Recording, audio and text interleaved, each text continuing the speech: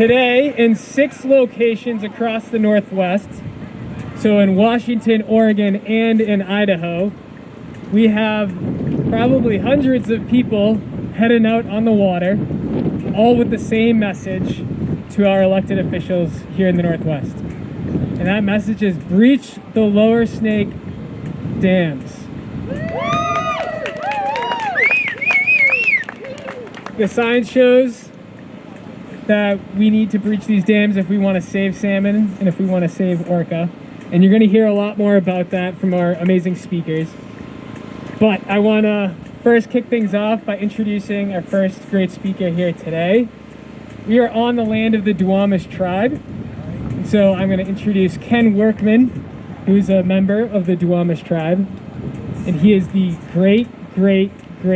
great-grandson of Chief Seattle.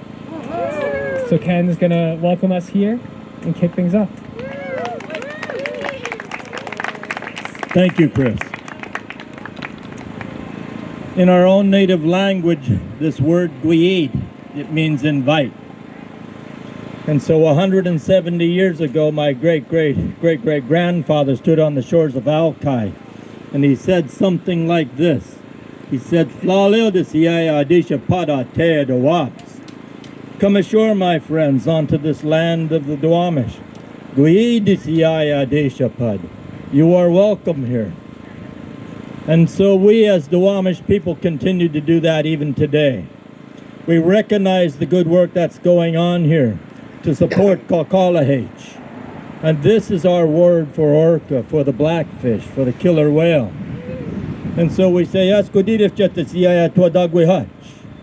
thank you, my friends, for your hearts. For your thoughts and your intelligence and your knowledge. For your strength. As you paddle on the Wulch today, the Wulch, Elliott Bay, Puget Sound, and you do this good work, we as Duwamish say, you are welcome here, my friends, onto this ancient land of the Duwamish. Thank you.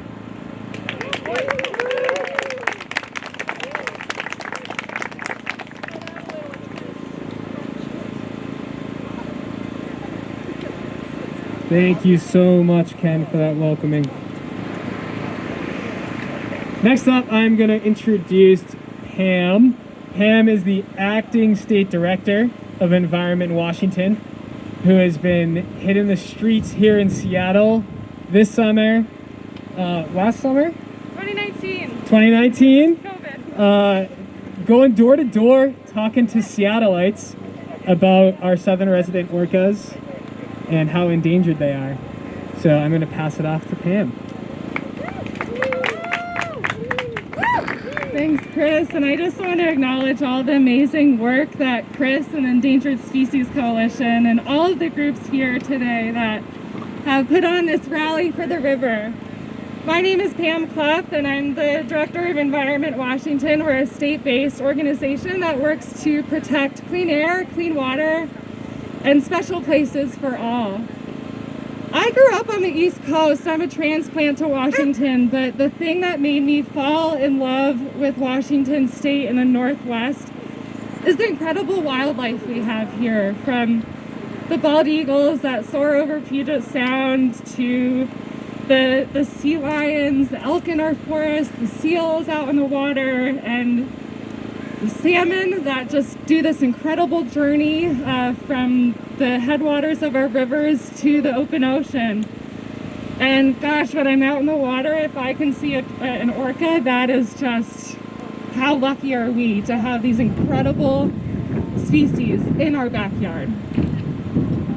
I want to speak a little bit to what issues, like what challenges salmon are facing. So, as you guys may know, salmon travel miles and miles from the birthplace and the headwaters of stream to the open oceans, where they grow into adults. And then they make the return trip up the same rivers that they were born in, and to continue the life cycle of their species. They are a keystone species that other species rely on many other animals rely on, like our southern resident orcas, rely on Chinook salmon. And that's their main source of food. But we are in the middle of an extinction crisis of salmon, of orcas, and that's made even worse by drought and a changing climate. The smolt to adult ratio of Chinook salmon is so low that they are not able to replace themselves unless we take drastic action to change. And we can do that. Because the Northwest relies on salmon, tribes rely on salmon, orca rely on salmon. But without enough salmon to eat, the orcas are struggling to survive, to stay healthy, and give birth to new calves. And so this is why Environment Washington has been campaigning, and so many other groups have been campaigning for years, to restore the Snake River by removing 4 dams in eastern Washington. The Snake River has historically held some of the largest runs of salmon in the Pacific Northwest, and so it's an incredible source of food for the orcas. And we have been, my team, some team members over there, we've been talking to literally thousands of Washingtonians this summer, from Seattle to Spokane. And we know from talking to folks that there's immense public support. People want to save salmon, people want to save orcas. And we need bold and strong and urgent action from our elected leaders, from Senator Cantwell, from Senator Murray, from Governor Inslee. And that means removing 4 dams on the Lower Snake. And let's just give it a shout for that. Let's rally for the river today. So glad you're all here. And I want to pass it off to my friend Tamara, who is with the Orca Conservancy. And she'll be speaking next a little bit more about the plight of the orcas and the challenges that they're facing here.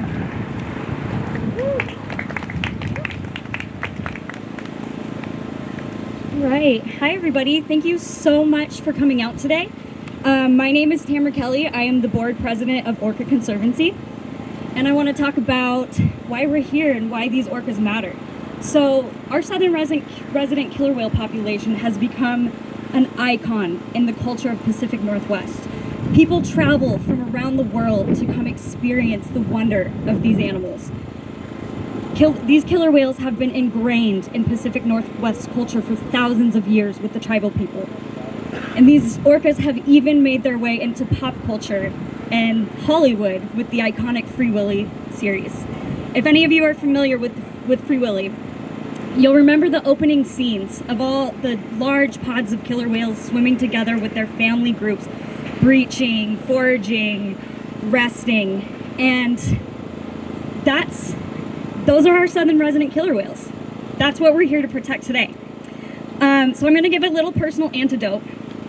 I'm originally from Colorado, but moved here at a young age. And I didn't want to move here, but I loved killer whales, so my parents took us up to the San Juan Islands. And this became a regular activity that me and my family would do. We would pack a lunch, fill a cooler with snacks, and we would go to the west side of San Juan Island at the Lime Kiln State Park Lighthouse and spend the entire day waiting for these whales to swim by. And back then, it was very rare if you went there during the summer and didn't see them. But over the course of the last 10 years, that's changed. If anyone has had the privilege to travel to the lighthouse, when you go inside, you can see a sign that counts the amount of days the residents are present. And when I was younger, there were very few zeros on that board.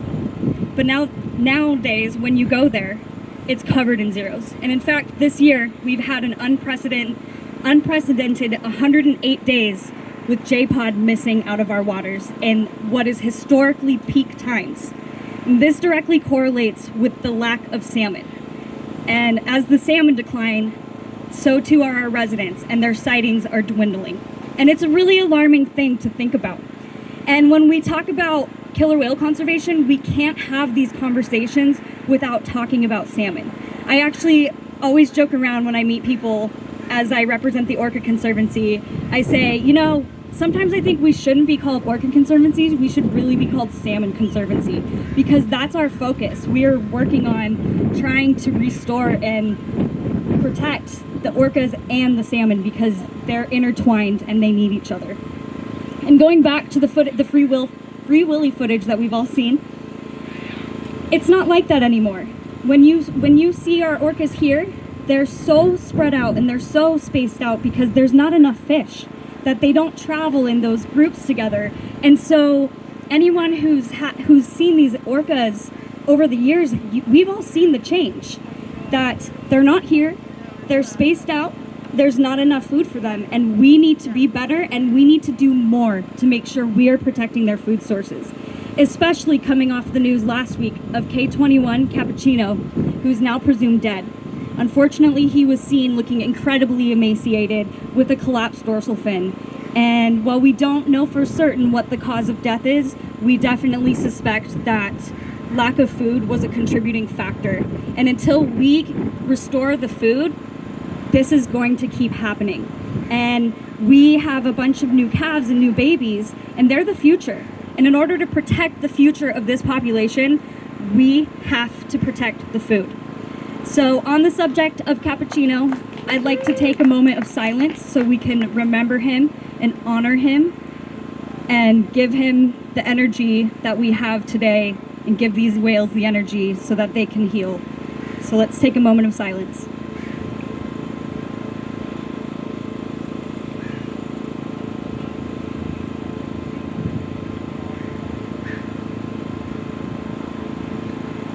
All right, thank you so much, everybody. Thank you for coming out today. Thank you for using your voices and fighting for this population. It takes a village, and I believe we can do this.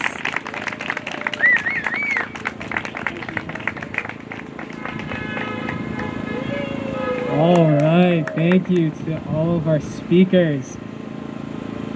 Someone, I can't remember who it was, but someone said that if the southern resident orcas go extinct, they would be the first population to go extinct where we know all of their names.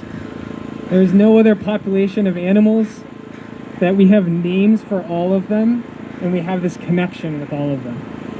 We can't let that happen on our watch. There's only 74 of these beautiful animals left. And as explained, salmon is the #1 way that we can keep them healthy and make sure that there are new generations of orca for our future generations, for our children, for our grandchildren. So how do we do that? Well, as you all know, probably guessed from the signs, we're here to demand that 4 dams on the lower Snake River be removed.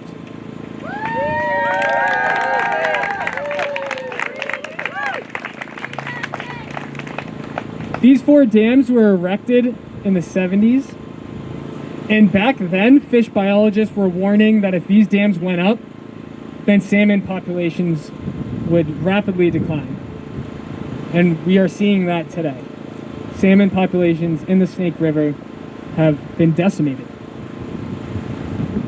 The Snake River is a tributary into the Columbia River. And the Columbia River was once the largest salmon producer in North America. Lewis and Clark said they could literally walk across the river on the backs of salmon. That's how many there were. And today we just don't see those numbers, in large part because of these dams. Salmon that get big and juicy and fat in the ocean, they have to travel sometimes up to 900 miles inland to Idaho, traveling more than a mile in elevation without eating a single thing. They don't eat once they enter the rivers. Imagine that journey, 900 miles, a mile in elevation. And then they spawn in these rivers in Idaho if they make it past 8 dams. 8 dams. Each of these dams in succession kills a percentage of fish. So each dam that's in their way makes it less likely that fish will be able to make that journey. Not only that, but these dams cool the water in the river. Rather than it being a free-flowing river, there are these stagnant pools of water, which allows climate change to heat up these pools of water. And salmon love cold water. They need cold water. So once those rivers reach about 70 degrees, which they're all at right now, the Columbia and the Snake are all at 70 degrees or higher, salmon start to die. Last week we saw footage of sockeye salmon in the Columbia River with massive lesions on them, literally dying before our eyes because that water was boiling them alive.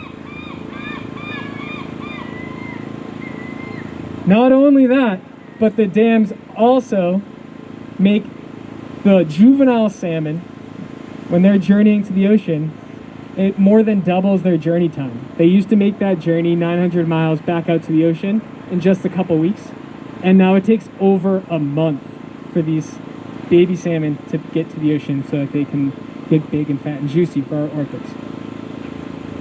So all of these issues combine with climate change on top of it, making them all worse. And scientists have said for decades that the lower Snake River dams need to come out. That Snake River salmon will go extinct unless we remove these 4 dams, breach these 4 dams. And when we say breach and when we say remove, we're not talking about dynamite. All we have to do is move some gravel aside and let this river run free. It's cheap and it can be done. And we can keep all of the people who rely on the current system, we can keep them whole. Every choice we make on this river is a choice. We have other choices that we can make. We can replace energy. We can create more rail lines. We have the solutions. What we don't have is the leadership. That's why we're getting out in the water today. We need our leaders to start acting like leaders. So we're going to get out there and we are going to demand that our most powerful leaders in the region, Senator Cantwell, Senator Murray, and Governor Inslee, we're going to get out there and demand that they come out with a plan, a comprehensive plan to take these dams down and do it soon.